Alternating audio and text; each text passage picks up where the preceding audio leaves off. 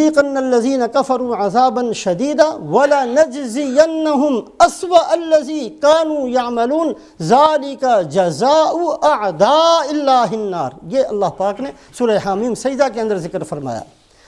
کہ میں پھر چکھا دوں گا بہت برے عذاب کا مزہ ایسے بندوں کو، اور بطور بدلہ کے، اس لیے کہ جتنے انہوں نے برے کام کیے ہیں، ایک ایک گناہ یاد کروا کر اور ایک ایک گناہ کو بیان کر کے پھر میں نے ان کو سزا دینی ہے، اس لیے کہ ذالک جزاء اعداء اللہ النار،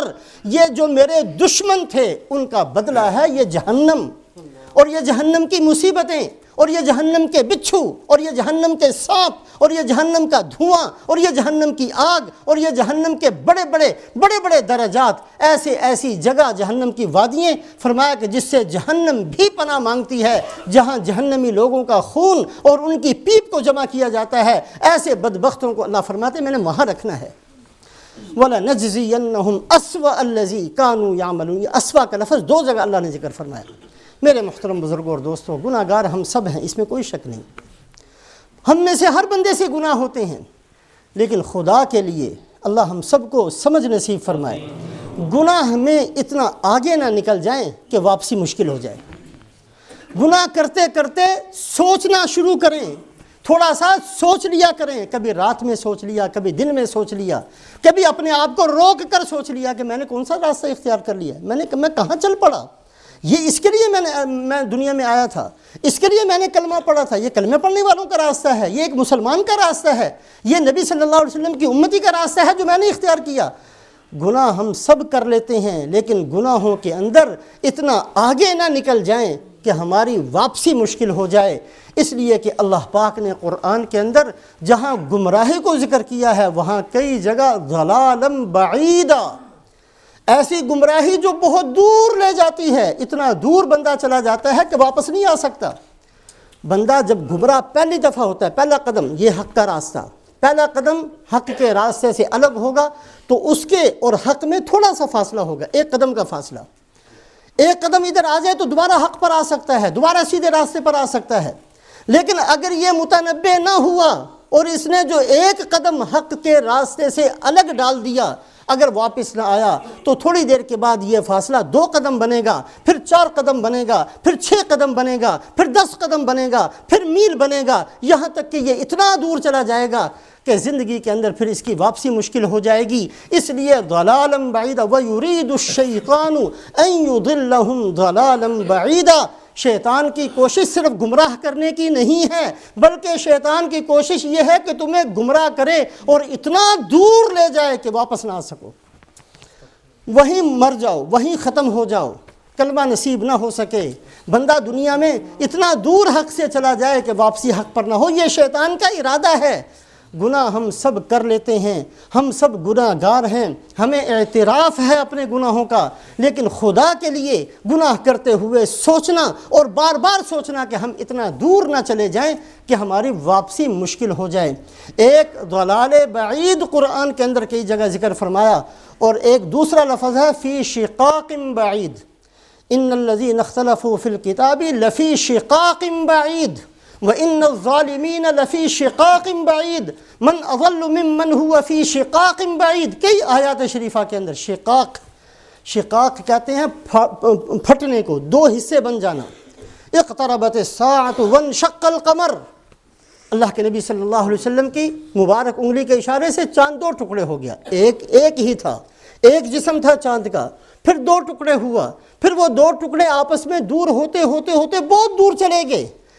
تو ایسی جدائی جو ایک حصے کے ساتھ ہو پھر وہ الگ ہو جائے، اور پھر فی شقاق بعید، یہ جو الگ ہوا ہے پھر اس کی علیحدگی بہت دور ہو جائے، اس کو شقاق بعید کہتے ہیں۔ وَإِنَّ الظَّالِمِينَ لَفِي شِقَاقٍ بَعِيدٍ وَمَنْ أَضَلُّ مِمَّنْ هُوَ فِي شِقَاقٍ بَعِيدٍ۔ اس سے بڑا گمراہ کون ہوگا جو حق والوں سے ٹوٹا، الگ ہوا، جدا ہوا، پھٹ گیا، ایک طرف ہو گیا، پھر واپس نہیں آیا، پھر وہ بڑھتا ہی چلا گیا، پھر دور ہوتا چلا گیا، دور ہوتے ہوتے ہوتے ہوتے اتنا دور چلا گیا کہ یہ کہیں کے اور وہ کہیں چلا گیا۔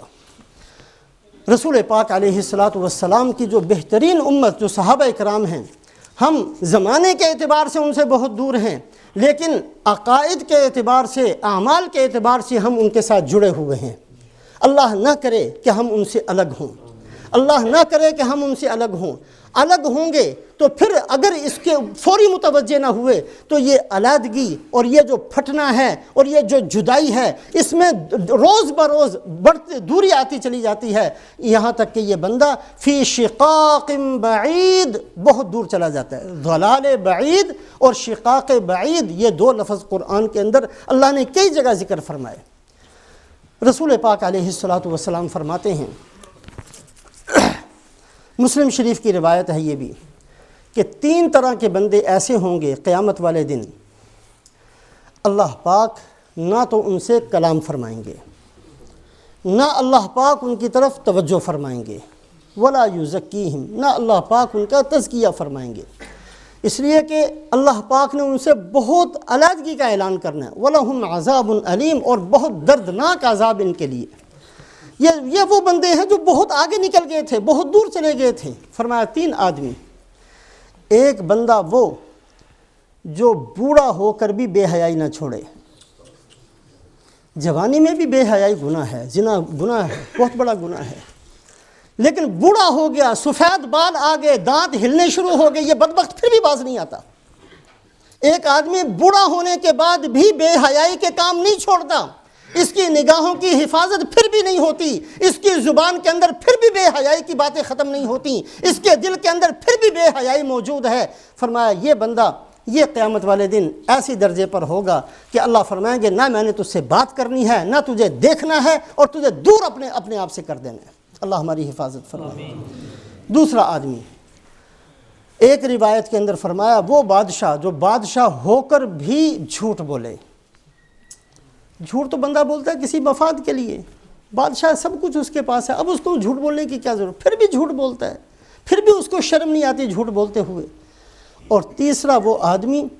جس کے پاس کچھ نہیں ہے پھر بھی تکبر سے باز نہیں آتا۔ ایک آدمی بہت مالدار ہے، بڑی دنیا ہے، اس کی عقل پر پردہ پڑ گیا، تکبر کرتا ہے، لیکن کسی کے پاس ہے بھی کچھ نہیں پھر بھی تکبر سے باز نہیں آتا۔ اور اس کی جگہ دوسری روایت کے اندر جو فرمایا وَغَنِيٌّ ذُو مَطَلٍ،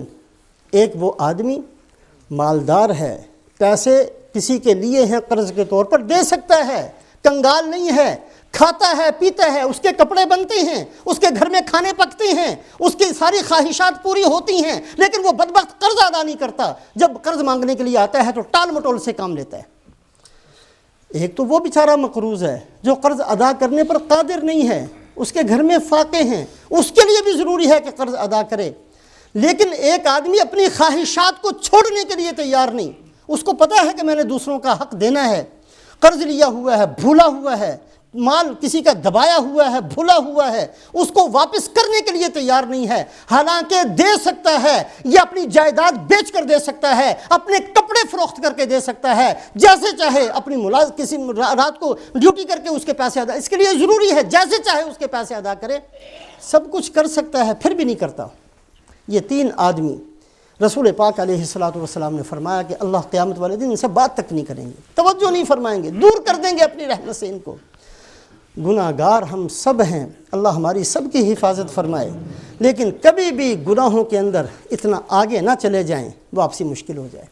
اتنا آگے نہ چلے جائیں کہ گناہ اچھے لگنے لگ جائیں، گناہوں کے اندر مزہ آنا شروع ہو جائے، نیکیوں سے وحشت شروع ہو جائے۔ یہ بھی ایک درجہ ایسا آتا ہے کہ بندہ گناہوں سے اتنا مانوس ہو جاتا ہے، حرام سے اتنا مانوس ہو جاتا ہے، بے حیائی سے اتنا مانوس ہو جاتا ہے، فضولیات میں اتنا منہمک ہو جاتا ہے، اچھی باتوں کے لیے اس کے پاس وقت نہیں ہوتا، اور اچھی باتیں اس کو اچھی نہیں لگتی، نیکیوں میں اس کا دل نہیں لگتا۔ ہم گناہ گار ضرور ہیں، لیکن جگہ جگہ اپنے آپ کو روک کر متنبہ کریں، متوجہ ہوں، کبھی کبھی ندامت اپنے اندر پیدا کریں، اللہ سے دعائیں مانگیں، اے اللہ میرے بس میں نہیں ہے اپنے آپ کو، اے اللہ میں ڈوبا ہوا ہوں، ڈوبا ہوا خود نہیں نکل سکتا، اس کو نکالنا پڑتا ہے، اللہ مجھے نکال لے۔ اے اللہ گناہوں کے سمندر سے مجھے نکال لے، اے اللہ آپ جو چاہیں کر سکتے ہیں، مجھے اعمال صالحہ کی توفیق دے دے، اے اللہ مجھے اپنا خاص بندہ بنا لے۔ دعائیں کیا کریں ان چیزوں کی، اس لیے کہ گناہ چھوڑنا یہ ہمارے بس میں نہیں ہے، نیکی کا کام کرنا یہ ہمارے بس میں نہیں ہے۔ جب تک اللہ کی توفیق شامل نہ ہو نہ ہم نیکی کر سکتے ہیں نہ گناہوں سے بچ سکتے ہیں۔ اللہ ہم سب کو عمل کی توفیق نصیب کرے۔